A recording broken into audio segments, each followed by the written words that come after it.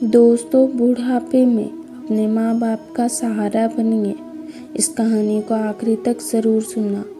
विश्वास साहब अपने आप को भाग्यशाली मानते थे।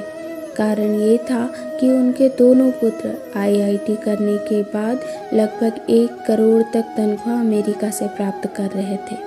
विश्वास साहब जब सेवानिवृत्त हुए तो उनकी इच्छा हुई कि उनका एक पुत्र भारत लौट आए और उनके साथ ही रहे, परंतु अमेरिका जाने के बाद कोई पुत्र भारत आने को तैयार नहीं हुआ। उल्टा उन्होंने विश्वास साहब को अमेरिका आकर रहने की सलाह दी। विश्वास साहब अपनी पत्नी भावना के साथ अमेरिका गए, परंतु उनका मन वहाँ पर बिल्कुल नहीं लगा और वे भारत लौट आए। दुर्भाग्य से विश्वास की पत्नी को लकवा हो गया और पत्नी पूरी तरह पति की सेवा पर निर्भर हो गई। साथ में नित्य कर्म से लेकर खिलाने पिलाने, दवाई देने आदि का संपूर्ण काम विश्वास के भरोसे पर था। पत्नी की जुबान भी लकवे के कारण चली गई थी। विश्वास यहाँ पूर्ण निष्ठा और स्नेह से पति धर्म का निर्वहन कर रहे थे। एक रात विश्वास साहब ने दवाई वगैरह देकर भावना को सुलाया और स्वयं पास लगे हुए पलंग पर सोने चले गए। रात्रि के लगभग 2 बजे हार्ट अटैक से विश्वास की मौत हो गई।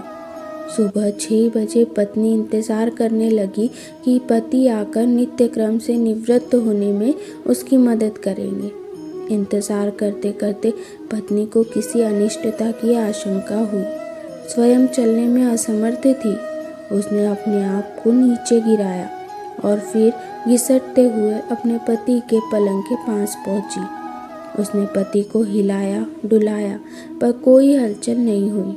वो समझ गई कि विश्वास साहब नहीं रहे।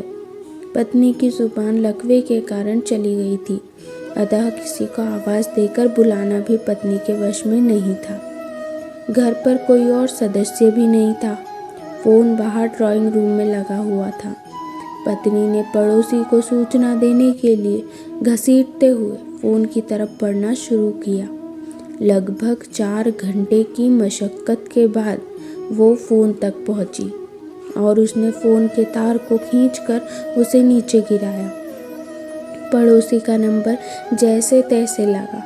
पड़ोसी भला इंसान था।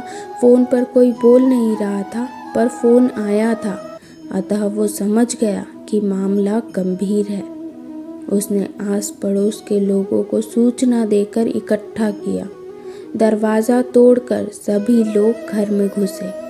उन्होंने देखा विश्वास पलंग पर पड़े थे और पत्नी भावना टेलीफोन के पास में पड़ी थी।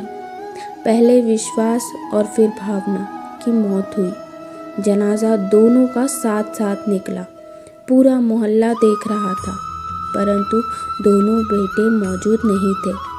जिसकी आस माँ बाप को थी, शायद वह कंधे करोड़ों रुपए की कमाई के भार के साथ अति महत्वाकांक्षा से पहले ही दबे हुए थे। लोग बाग लगाते हैं फल के लिए, औलाद पालते हैं बुढ़ापे के लिए, लेकिन कुछ औलाद अपना फ़र्ज़ निभा पाते हैं तो कुछ पैसे कमाने के चक्कर में अपने फ़र्ज़ को भूल जाते हैं। दोस्तों, कहानी कैसी लगी कमेंट करके ज़रूर बताएं।